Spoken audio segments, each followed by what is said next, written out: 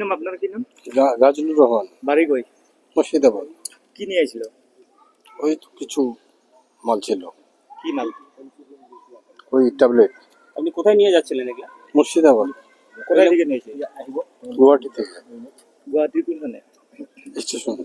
স্টেশনে। কে দিছিল? ও সৈয়দ নাম, আমাদের এলাকারই লোক। উনি মুর্শিদাবাদে কাকে দেওয়ার কথা ছিল? ওনার বাড়িতে দিয়ে দিতে হবে।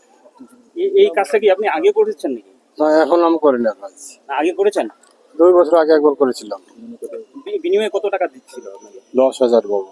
এটা কি আপনি প্রত্যেক মাসে নিতেন না বছরে 1-2 বার? পাওয়া যায় না এখন, 2 বছরতে পাওয়া যায় না, ঝামেলা।